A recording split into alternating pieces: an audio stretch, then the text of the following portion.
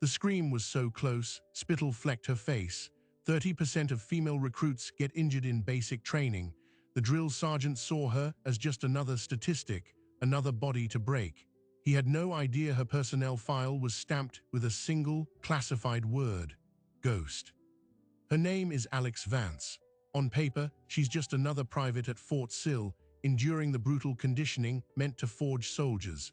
But that conditioning was designed to break civilians, not someone who has already survived the black ops crucibles of Syria and Kandahar. The real question isn't whether she'll break. It's what happens when a man trained to shatter wills finally meets a will he cannot bend. The man screaming was Sergeant First Class Marcus Holt, a legend at Fort Sill for his ability to spot and exploit weakness. His method was a calculated science of pressure, designed to find the breaking point of every recruit who crossed his path. But his entire philosophy was based on a single, flawed assumption that he was always the most dangerous person in the room. Fort Sill, Oklahoma. For over a century, this has been where the Army transforms civilians into artillery soldiers. The process is intentionally brutal, a 62-day gauntlet of sleep deprivation, physical torment, and psychological stress. The modern drill sergeant is taught to walk a razor's edge. They can be merciless, but crossing into outright hazing, defined as any activity that causes bodily harm or mental suffering for initiation, is a court-martial offense. Holt was a master of operating in that gray zone. He had a particular reputation with female recruits. With the injury rate for women in basic training sitting at nearly 30%, Holt saw fragility as a fact to be managed, or a flaw to be purged. He couldn't know that the woman standing motionless before him, Private Alex Vance, had a musculoskeletal system reinforced by 6 years of operational strain. The old scar on her neck wasn't from childhood clumsiness. It was from a knife fight in a Mosul safe house that she'd walked away from. Alex's presence here was an administrative ghost. Her file, what little of it existed in the Army's system, was a masterpiece of omission. It listed a generic college ROTC background and a clean psych eval. It did not list her 7 confirmed kills, her fluency in 3 dialects of Arabic, or the Distinguished Service Cross citation currently sealed under a top-secret compartment. Her father, Colonel James Vance, had earned his Medal of Honor in the same war she had grown up in. He was her first and most demanding teacher. She had enlisted under her mother's maiden name for one simple, heartbreaking reason: her father was dying. The TBI from an IED blast years prior was progressing into early-onset dementia. The VA facility with the specialists who understood his unique case was in Lawton, just outside Fort Sill's main gate. Alex needed to be close, and regular Army basic training was the fastest, most invisible way to get a stable billet nearby. It was meant to be a quiet 9 weeks of playing the part. But Holt's radar pinged on her from the first formation. It wasn't anything she did wrong. It was what she didn't do. She didn't fidget. Her eyes didn't dart around in panic. When he got in the face of other recruits, their pupils would dilate, their breathing would hitch. Alex's physiological responses were locked down, controlled. To Holt, it read as defiance, a silent challenge to his authority. He decided she would be his project. The first week was standard misery: pre-dawn runs in the Oklahoma chill, endless drills, nutritionally sufficient but tasteless meals eaten in under 5 minutes. Alex performed in the exact middle of the pack in every measurable category. Her 2-mile run time was a bland 17 minutes flat. Her push-ups maxed at 35. It was all meticulously calculated to avoid attention. But the mind cannot fully override decades of training. During a bayonet assault course, a recruit stumbled and fell forward, his training rifle swinging wildly toward Holt's head. The reaction was not a conscious choice. Before the weapon was halfway through its arc, Alex's left hand had shot out, caught the rifle's stock mid-swing, and redirected its momentum smoothly into the dirt. The movement took less than a second. It was pure, economical muscle memory. The platoon froze. Holt slowly turned from the stunned recruit to Alex. The training bayonet was inches from his face. "Private Vance," he said, his voice dangerously quiet, "you have fast hands." The explanation that leapt to her lips, *it was a reflex*, was the wrong one. It would invite more questions. "Lucky catch, drill sergeant," she said, her gaze fixed on the horizon. Holt stared at her for a full 10 seconds, a lifetime in the training field. Luck, he repeated. We'll see. The incident would have been forgotten, folded into the chaos of training, if not for what happened next. A routine inspection of footlockers. Holt, searching for contraband or signs of poor discipline, emptied Alex's locker with violent efficiency. Standard issue socks, underwear, notebooks tumbled out.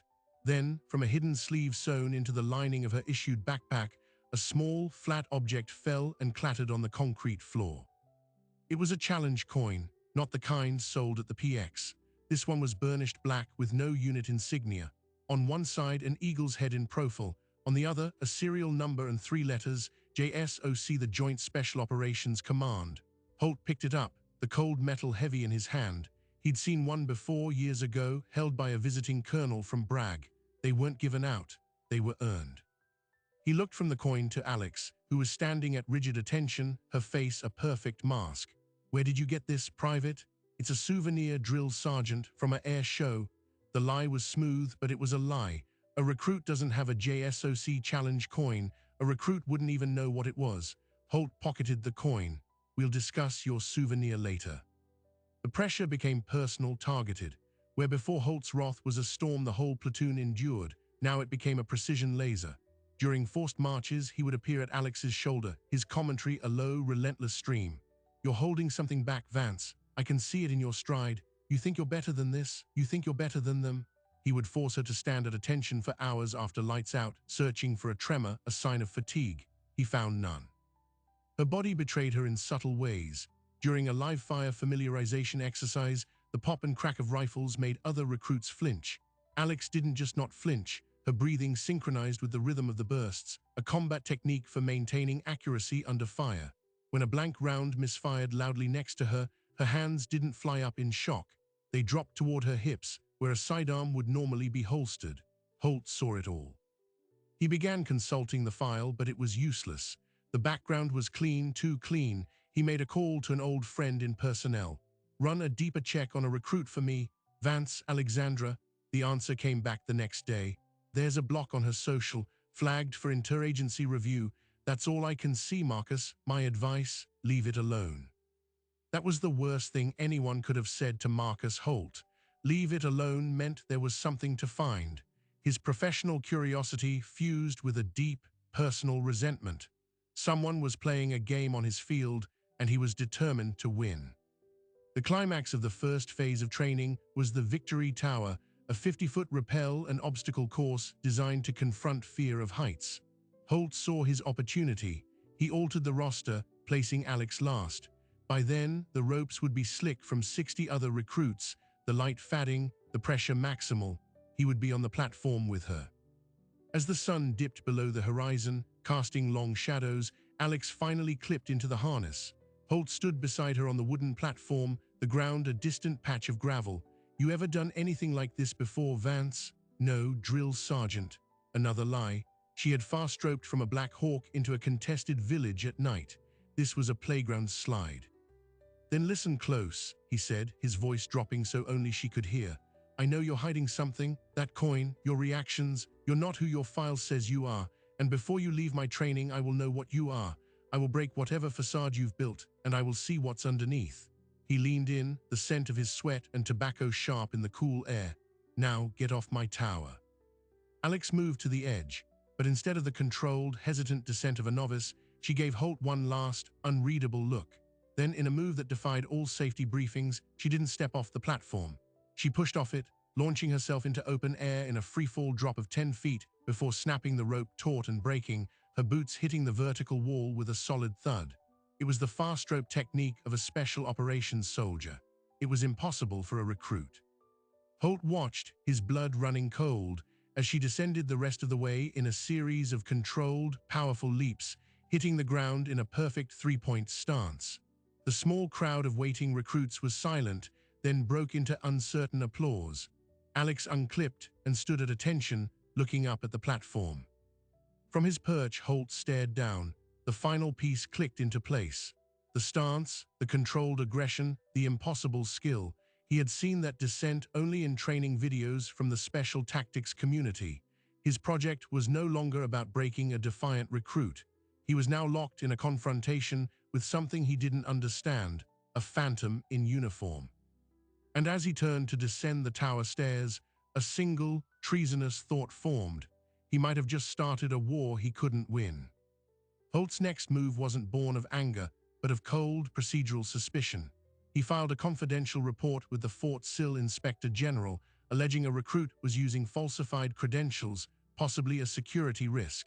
It was a nuclear option within the training command, a formal trigger that would bring in investigators far above his pay grade. He thought he was exposing an imposter. He was actually prying open a vault he was not cleared to see. The IG report created a silent shockwave through the base's administrative spine. A flagged recruit with a blocked social security number and a JSOC coin was not a disciplinary matter. It was a counterintelligence signal. The report was quietly elevated to the base commander, Colonel Eric Shaw, a career artilleryman with a sharp understanding of operational security. He recognized the coin's description immediately. Shaw's first call wasn't to the training brigade. It was to a secure line at the Pentagon. The conversation was brief. "We have a potential orchid in the open, undergoing basic training at Fort Sill." Drill Sergeant triggered a flag, requesting guidance. The term orchid was a personnel placeholder for an active or retired special missions unit operator undercover. The guidance came back within the hour: contain, isolate, no further exposure, liaison en route. For Alex, the training atmosphere changed overnight. The relentless personal pressure from Holt ceased. He now observed her from a distance, his expression unreadable. The other drill sergeants also seemed to avoid her. She was no longer singled out for extra duties or public criticism. It was the silence of a quarantine. She knew what it meant. Her cover was compromised at the local command level. The protocol was now damage control. She had to finish training without another incident. But the Army's left hand didn't always know what its right hand was doing. While Colonel Shaw worked to contain the situation, a separate and routine process was unfolding. A team from the Army's Public Affairs Command was visiting Fort Sill to film a new recruitment segment on the modern, inclusive, basic training experience. They were looking for compelling human stories. A staff sergeant, eager to please the visiting cameras, pointed them toward the interesting female recruit who had mastered the Victory Tower. The film crew descended on Alex's platoon during a land navigation exercise. A producer, a young civilian named Lisa, approached her during a water break. "We heard you aced the tower on your first try. That's incredible. What was going through your mind up there?" Alex gave the canned, robotic response drilled into every recruit. "I trusted my training and my drill sergeant, ma'am." It was the right answer, but her delivery was too calm, too flat. It lacked the emotional tremor of a genuine recruit's pride or fear. Lisa, sensing a story that wasn't being told, pushed. "Is it true Drill Sergeant Holt was particularly tough on you? We've heard some interesting things." This was dangerous territory. Any allegation of maltreatment could spark an investigation, exactly what the protocol was trying to avoid. Alex locked eyes with Holt, who was watching from 30 yards away. "Drill Sergeant Holt maintains high standards for all recruits. He's preparing us for combat. I have no complaints." That should have ended it, but Lisa was tenacious. Later, while reviewing background footage, her editor noticed something. In a wide shot of the platoon running, every recruit's form was slightly different, heads bobbing, arms flailing, except for Alex. Her running gait was mechanically perfect, a metronome of efficiency with a slight forward lean that maximized speed and minimized profile. It was the running form taught at the Special Forces Assessment and Selection course. The editor, a former Marine combat cameraman, pointed it out. "That's not basic training form. That's someone who's run with a heavy pack for miles, a lot of miles." Armed with this curiosity and the strange aura around the recruit, Lisa did what any modern researcher would do. She ran a facial recognition search through a commercial database, a clear violation of DoD media guidelines, but a common practice in investigative journalism. The search returned 0 hits for Alexandra Vance, but when she filtered for military award ceremonies, a long shot, a single heavily pixelated image from a years-old Department of Defense news feed surfaced. It showed a woman with much shorter hair receiving an award from a general. The caption was redacted, but the facial recognition software flagged a 94% match. Lisa had no way of knowing the image was from the private, closed-door ceremony for Alex's Distinguished Service Cross. She only knew she had a discrepancy, a recruit who didn't exist in the public sphere, with the bearing of a veteran being protected by the base command. She took her findings to Colonel Shaw, thinking she was helping uncover a story of a veteran re-enlisting. She was met not with gratitude, but with cold fury. "You have compromised an active operational security protocol," Shaw told her, his voice low. "Every frame of your footage is now property of the United States Army. You will sign these non-disclosure agreements. Your media credentials for this base are permanently revoked. If you publish a single word of speculation about this recruit, you will be prosecuted to the fullest extent of the law." The message was clear: stand down or be destroyed. Meanwhile, the liaison from the Pentagon arrived. He was a man in civilian clothes who gave only the name Mr. Davis. He met with Colonel Shaw and a very nervous Sergeant First Class Holt in a secure briefing room. Davis placed Holt's confiscated challenge coin on the table. "This coin, Sergeant, is a token. It signifies that the bearer has participated in a joint operation with our command. It is not a toy or a souvenir. Its presence in a recruit's locker indicates one of two things: a massive security breach, or that the recruit is not a recruit." Holt, for the first time, felt the ground give way beneath his certainty. "Who is she?" Davis ignored the question.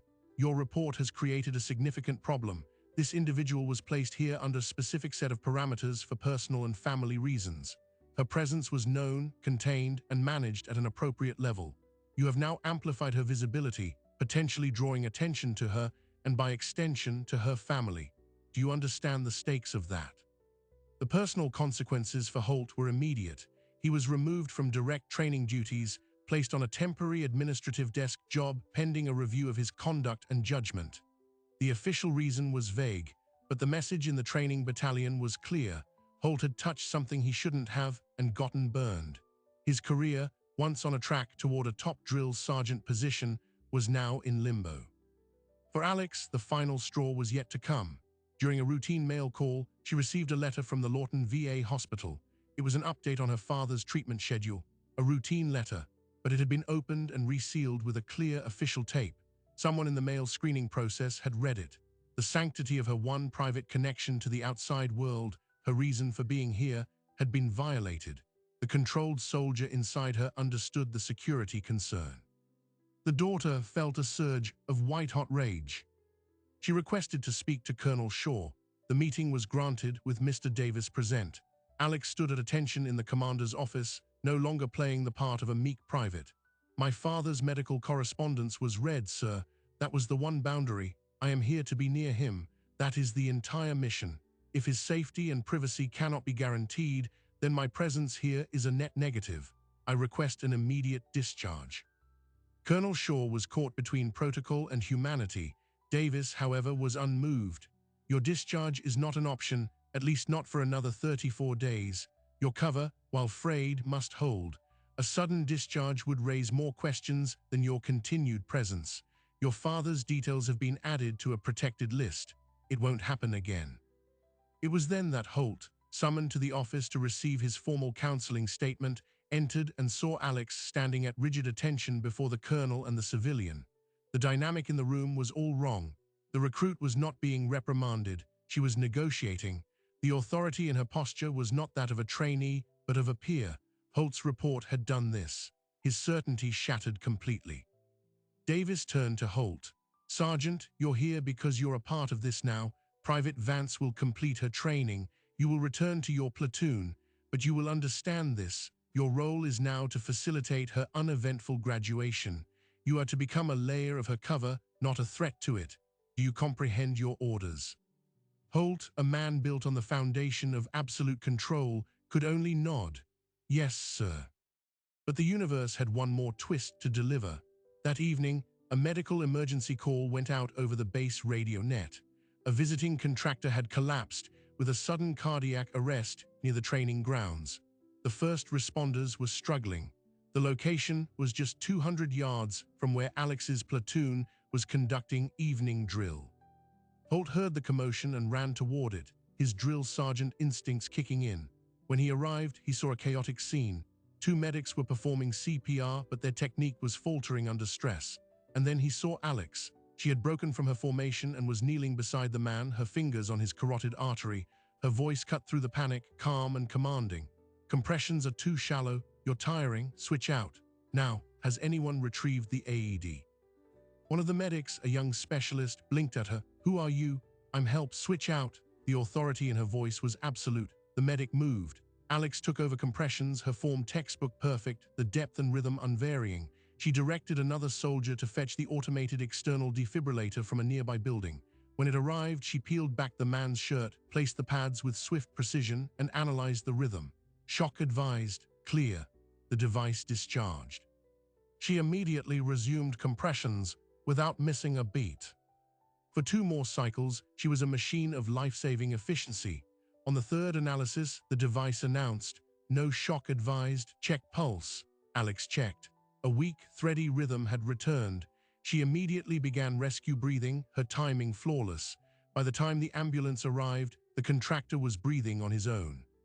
She stood up, her uniform smeared with gravel and dirt, and quietly melted back into her formation of stunned recruits. The senior medic approached Holt, his eyes wide. "Drill sergeant, who the hell is that? She just ran a perfect ACLS protocol. That's not basic first aid. That's paramedic level, under fire. I've only seen that calm in special ops medics." Holt looked from the medic to Alex, who was now staring straight ahead, her face once again an impenetrable mask. The last veil had fallen. The recruit was a combat-tested medic. The coin, the bearing, the skills, they weren't disconnected anomalies. They were pieces of a single terrifying profile. The woman he had tried to break was a Tier 1 operator. And as the reality settled over him, a new, more profound fear took root. Because if she was here, undercover, then the danger he had foolishly provoked wasn't to discipline or to his career. The danger was to her, and he had just painted a giant target on her back for anyone watching. The game was no longer about exposure. It was about survival. Holt's awakening to the truth came 24 hours too late. While he grappled with his catastrophic error, a digital footprint was forming 1,000 miles away. The journalist Lisa, smarting from her confrontation with Colonel Shaw, had done the one thing she was warned not to do. She dug deeper. And in the forgotten archives of a military news database, she found a photograph that connected the ghost in the ranks to a legend from a previous war. The photo was from a Medal of Honor ceremony at the White House over a decade prior. It showed a beaming president placing the blue ribbon around the neck of a stern-faced Colonel James Vance. Standing slightly behind him, a teenage girl in a dress, her expression one of fierce pride. The caption identified her as the colonel's daughter, Alexandra.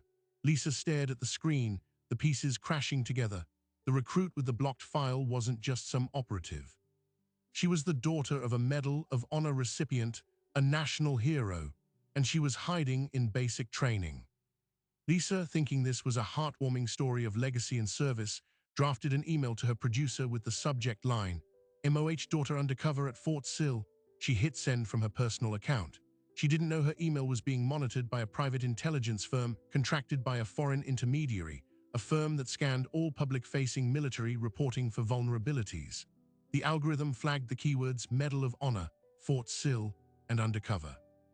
The email was copied, translated, and on a desk in a nondescript office in Eastern Europe within 40 minutes. Back at Fort Sill, the dynamic in the platoon underwent a seismic shift. Holt, now operating under explicit orders from Mr. Davis, became Alex's shadow protector. His harassment ceased, replaced by a watchful, almost deferential distance.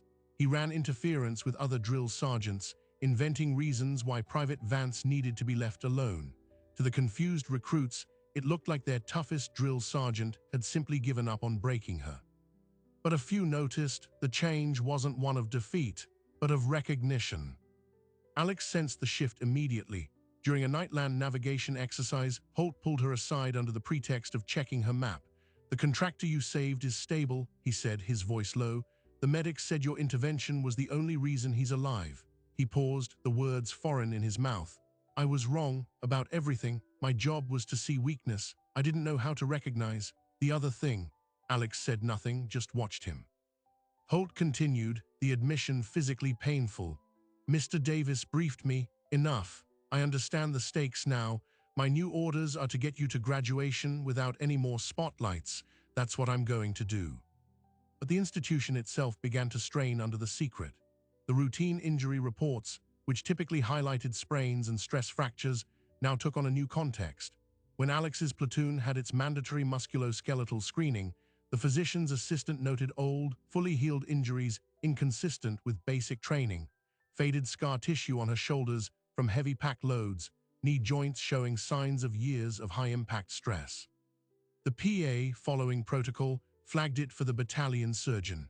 The surgeon, upon reviewing the notes and seeing the confidential flag on Alex's file, simply wrote prior athletic training and closed the report. The machine was learning to look away. The tension came to a head during the culminating field training exercise, a 72-hour endurance test in the Fort Sill backcountry. The platoon was divided into squads, tasked with navigating to objectives while being hunted by an opposing force of Carter. Holt, acting as the referee for Alex's squad, watched as she instinctively took tactical control. She didn't give orders, she made suggestions. Might be better to approach from that draw less skyline. Or if we wait 15 minutes, the sun will be behind that ridge, blinding their observation post.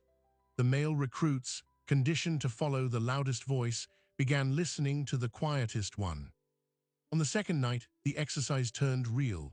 A sudden, violent thunderstorm rolled across the training area, bringing with it torrential rain, lightning, and flash flooding. Communication with the Tactical Operations Center broke down. In the chaos, a recruit from another platoon, disoriented and separated, fell into a rain-swollen creek and was swept toward a drainage culvert. The shout went up. Holt and two other drill sergeants sprinted toward the sound, but the current was too fast, the banks too slick. They saw the recruit disappear into the dark pipe, which was rapidly filling with churning water. It was a death trap. As they fumbled with ropes, a figure pushed past them. It was Alex. She didn't ask for permission. She snatched a coiled rope from Holt's hands, tied a bowline around her waist with practiced speed, and handed the end to a stunned recruit. "Hold this, don't let go." Before Holt could shout a warning, she dove into the culvert after the missing soldier. The black water swallowed her. For 30 seconds, there was nothing but the roar of the storm. Then a tug on the rope. Then another, the signal to pull. Holt and four others hauled hand over hand, muscles screaming, until Alex emerged backward, dragging the unconscious recruit by his body armor. She performed field-expedient water drainage and rescue breathing on the bank until the kid coughed up water and gasped for air. As the medical evacuation team arrived, the gathered drill sergeants stared at Alex, who was already fading back into her squad. One of them, a younger sergeant, muttered, "What the hell are we training here?" Holt answered quietly, with grim certainty, "Something we're not qualified to train." The rescue, while successful, created another problem: witnesses. 50 recruits had seen Alex perform a high-risk water rescue with the calm proficiency of a combat diver. The story spread through the battalion like wildfire. The official narrative would be that Drill Sergeant Holt had led the rescue, but the grunt truth was different. The legend of the unbreakable private was growing. This surge in attention coincided with the arrival of the digital threat. Mr. Davis received an encrypted alert from his headquarters. A known foreign intelligence aggregator had performed a high-priority query linking the name Vance and Fort Sill in the last hour. The cover was actively being probed. Davis immediately convened a meeting with Colonel Shaw. "The environment is compromised. We need to extract her tonight." Shaw resisted. "We're 2 weeks from graduation. Pulling her now creates the very spectacle we're trying to avoid. It confirms there was something to find." Davis was unmoved. "We're not dealing with curious journalists anymore. We're dealing with a professional intelligence apparatus that has connected a Medal of Honor recipient's family to a sensitive location. Her father is at the VA in Lawton. He is a soft target. She is a high-value target. This is no longer about training discipline. This is about force protection." The decision was taken out of their hands. At that moment, a call came through to Colonel Shaw's emergency line. It was the director of the Lawton VA hospital. Alex's father, Colonel James Vance, had suffered a severe episode related to his TBI. He was agitated, disoriented, and asking for his daughter. In his confusion, he had become convinced she was in danger. He was not responding to staff and had become a danger to himself. They needed next of kin immediately. Alex was pulled from her squad's bivouac by a grim-faced Mr. Davis.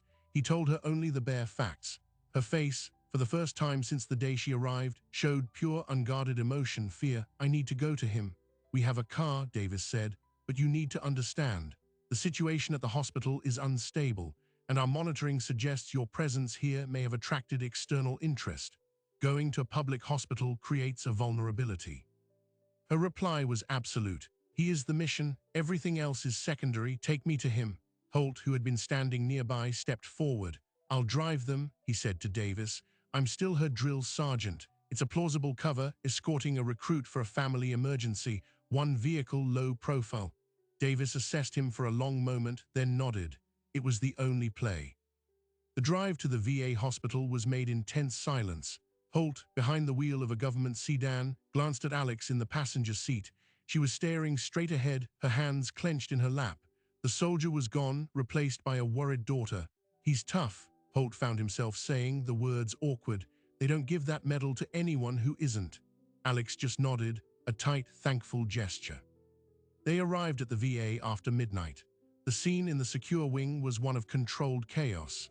Colonel Vance, a bear of a man even in his 60s, was in his room, barricaded behind a flipped-over table. Two orderlies and a nurse were speaking to him through the door, their voices calm but strained. "James, it's okay. Your daughter is coming. She's safe." When Alex approached, the medical staff moved aside. She didn't call out. She simply walked to the door, which was cracked open, and slipped inside. Holt watched from the hallway. He saw the old soldier, his face a map of scars and pain, turn from the window. The rage and confusion in his eyes faded, replaced by dawning recognition. "Zyro Bao," he said, using a childhood nickname. "Little treasure." Alex didn't rush to him. She moved slowly, palms open. "I'm here, Dad. I'm safe. Everything's okay." The transformation was immediate. The tension drained from Colonel Vance's body. He let the table leg he was holding clatter to the floor and reached for her. She guided him to his bed, speaking to him in low, soothing tones. It was the voice of a soldier who had talked wounded comrades through shock, now used to calm her own father. As Holt watched this private moment, his radio crackled. It was Davis, who had followed in a separate vehicle. "Holt, we have a problem. I've got a ping on a vehicle that has made 3 slow passes of the hospital. Maryland plates, registered to a shell corporation we've tagged before. They're here. They've tracked her." Holt's blood ran cold. He looked into the room where Alex was now holding her father's hand, her back to the door. The vulnerability was absolute. The hunters had found the ghost, and they had found her at her most exposed, in the one place she would never abandon. The protective instincts that had defined his career, once so misdirected, now snapped into perfect, lethal focus. The training field was gone. They were now on the battlefield, and the drill sergeant was about to become something else entirely. Holt didn't draw his sidearm. Instead, he stepped into the doorway of Colonel Vance's room, his bulk filling the frame. He looked back at Alex, who had instantly registered the change in his posture. Their eyes met. In that silent exchange, 20 years of rigid military hierarchy dissolved. The drill sergeant was asking the recruit for orders. Alex's gaze swept the room, her father, the window, the medical equipment.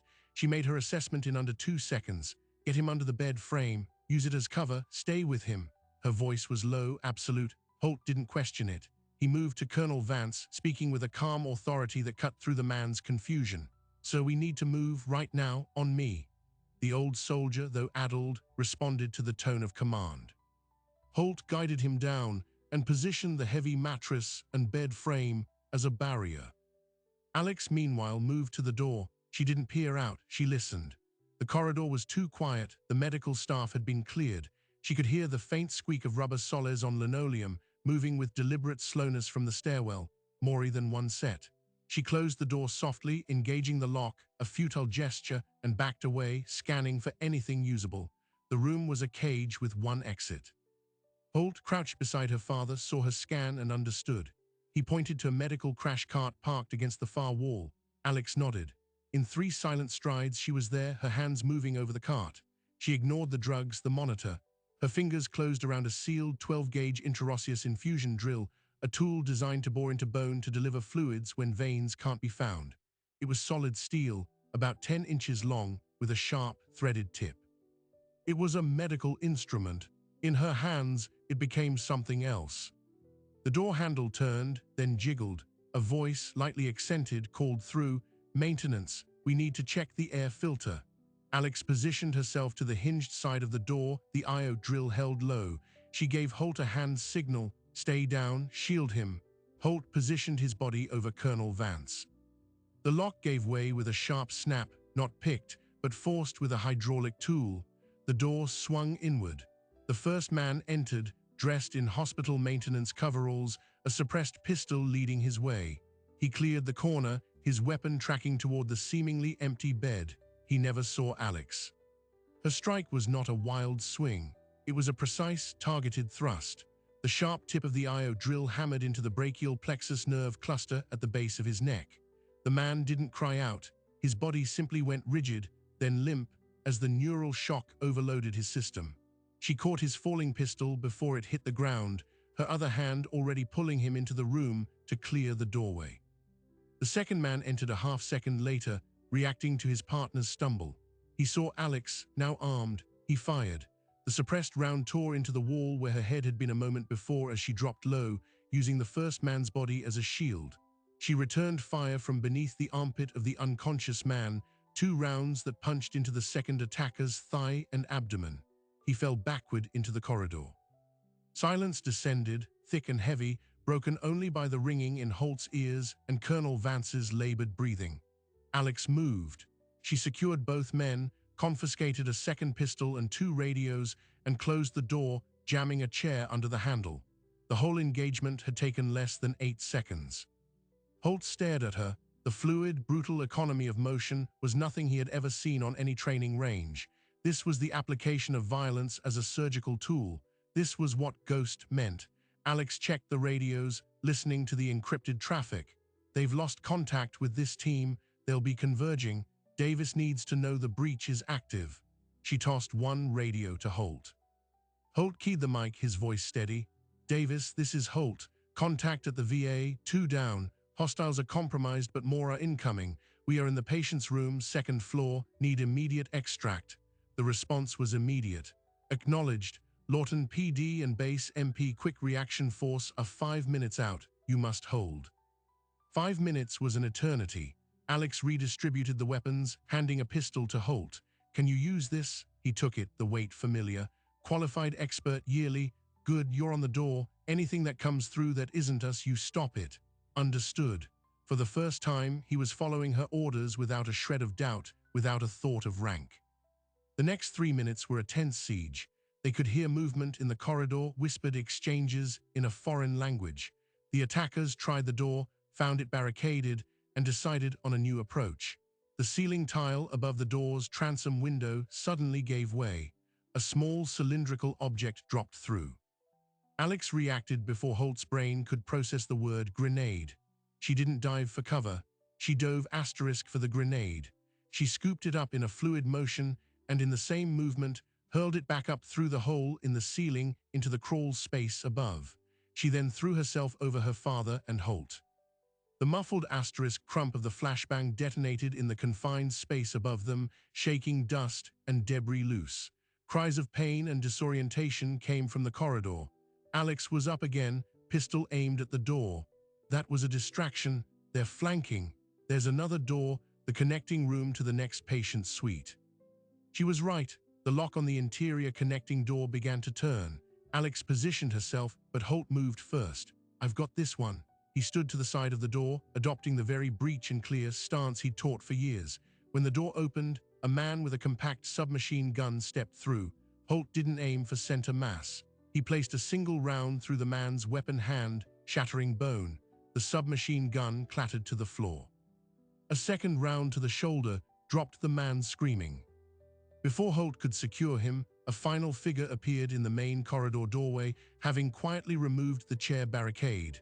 This man was different, calmer, older. He held a pistol aimed directly at Holt's exposed back. Alex saw him. She had a clean shot, but so did he. It was a standoff with Holt in the middle. The older man spoke, his English clean. "A trade. The daughter comes with us. The old soldier and the drill instructor live." Alex's finger tightened on the trigger, but then a new voice, ragged but clear, cut through the room. "You will not touch my daughter." Colonel James Vance had pulled himself to his knees behind the bed frame. His eyes, clouded with illness moments before, were now sharp, focused by a lifetime of combat instinct. He held no weapon. He simply stared down the barrel of the pistol aimed at his daughter, his bearing radiating an authority that filled the room. He was a Medal of Honor recipient, and in that moment, he was every bit the legend. The gunman hesitated, thrown by the defiance of an unarmed, sick old man. That hesitation was all Alex needed. Her shot was not at center mass. It was a precise round that clipped the gunman's trigger finger and the weapon's slide, jamming the pistol and sending it spinning from his grasp. Holt was on him in an instant, driving him to the ground. The sound of sirens, real and close, finally filled the air. Boots pounded in the stairwell. The confrontation was over. The aftermath was a blur of officialdom. Lawton Police, Fort Sill Military Police, and finally, a team from Mr. Davis's organization secured the scene. The 4 attackers were taken into custody, 3 wounded, 1 unconscious. The VA hospital was locked down. Colonel Vance, exhausted by the adrenaline, was sedated and placed under heavy guard. In a quiet office, Davis debriefed Holt and Alex. The cell was a reconnaissance and capture team. Their mission was to take Alexandra for interrogation, to leverage her knowledge and her father's status. Your actions prevented a significant national security incident. He turned to Holt. Sergeant, your performance was beyond protocol. You are officially commended, and you will sign a mountain of non-disclosure agreements. Holt simply nodded. The commendation meant nothing. The look on Alex's face when she checked on her sedated father meant everything. 2 weeks later, on a bright Oklahoma morning, Alpha Company, 1st Battalion, 35th Field Artillery Regiment stood in formation on the parade field at Fort Sill. They were now soldiers. Among them was Private Alexandra Vance. The graduation ceremony was standard. Speeches, the passing of the regiment's colors, the awarding of the coveted brass disc for completing the transformation. When Alex's name was called, she marched forward with perfect bearing. But the officer presenting the certificate was not her company commander. It was Colonel Eric Shaw, and he did not simply hand her the document. As she stopped before him, he came to attention and rendered a full, formal salute. The formation of new soldiers rippled with confusion. A colonel salutes first only for one reason: profound respect for the individual regardless of rank. Alex, in her private's uniform, returned the salute crisply. Shaw then shook her hand, leaning in to speak words only she could hear. Your father is proud. Your country owes you more than this. But this, he said, indicating the certificate, is yours. You earned it the hard way. Welcome to the Army, soldier. As she returned to her place in the ranks, Holt, standing at parade rest with the other drill sergeants, met her eyes. He gave the slightest nod, no smile, just acknowledgement. The war between them was over. A different kind of respect had taken its place. That afternoon, Alex visited her father at the VA. He was having a clear day. He held her graduation certificate, his hands trembling slightly. My Zyrobao, a soldier again, just a private, Dad. He shook his head, tears in his eyes. No, you are a guardian, you always have been. He reached into the drawer of his bedside table and pulled out a small velvet box. Inside, on a bed of purple felt, was his Medal of Honor. This, he said, his voice fierce, is not mine anymore. It is ours. It belongs to this family's service. You carry it now, in here. He tapped his chest over his heart. Alex couldn't speak. She simply held his hands, the weight of the medal and his words settling onto her soul. Sergeant First Class Marcus Holt's review was not a court-martial. It was a quiet affair. Colonel Shaw and Mr. Davis spoke on his behalf. His actions at the VA were framed as exceptional initiative and courage in the protection of a soldier and her family during a credible threat. He was reassigned, not to another training battalion, but to the United States Army John F. Kennedy Special Warfare Center and School at Fort Bragg. His new role, an instructor in the survival, evasion, resistance, and escape program, teaching recruits how to withstand capture. The student had, in the end, taught the teacher the most valuable lesson: what real resilience looked like. The journalist Lisa was visited by the FBI. Her email had been the catalyst. She faced no charges, but she received a comprehensive, classified briefing on the damage she had nearly caused. She never wrote the story. she left journalism altogether. As for Alex Vance, she received her official orders. She was not assigned to an artillery unit. Her paperwork simply listed her next duty station as Fort Bragg, with a school code for the Psychological Operations Officer course. It was a cover, a plausible next step for a soldier with language skills. Her real file in a vault at the Pentagon was updated. Status, active, unit, classified, call sign, restored. On her last day at Fort Sill, she packed her duffel bag. The only personal item she added was the small black JSOC challenge coin. At the bottom of the bag, wrapped in cloth, was her father's medal. She would not wear it, but she would carry it. She walked out of the barracks and toward the waiting transportation. Sergeant First Class Holt was there, in civilian clothes, his own duffel at his feet. They were on the same flight to North Carolina. He saw her, straightened, and for a second, it seemed he might salute. Instead, he simply nodded. Private Vance. Sergeant Holt. They stood there for a moment, two soldiers whose paths had collided in the most violent and unexpected way. The drill sergeant who tried to break a ghost, the ghost who taught him what strength truly was. "See you at Bragg," he said. "See you there, Sergeant," she replied. She got into the car and looked back at the training grounds one last time. The screams, the pressure, the fear, it was all just noise now. She had come here for family, she had stayed for duty, and in the fire of confrontation, she had found something she thought she'd lost, a place to serve not as a phantom in the dark, but as a soldier in the light. The war within her was over. A new mission was beginning. The story of Alex Vance and Marcus Holt is more than a confrontation. It's a blueprint for understanding how we often mistake silence for weakness and how true strength is often the quietest force in the room. At Fort Bragg, their war-torn partnership evolved into a unique teaching dynamic. Holt, drawing from his searing experience, would tell new SEER students about the recruit who couldn't be broken, emphasizing that psychological resilience isn't about how loud you can scream, but how calm you can remain when the world is screaming at you. Alex, operating from behind a new layer of official cover, would occasionally audit his classes, her presence a silent testament to the lesson. The broader military institution learned from the incident too. While no formal policy is named after a single event, the Fort Sill case became a classified study in personnel security and the risks of insider threat detection gone awry. Training programs for drill sergeants now include enhanced modules on behavioral observation, teaching them to distinguish between defiance and the disciplined stillness of prior training, to look deeper before applying pressure. Colonel James Vance passed away 6 months later, peacefully, with his daughter by his side.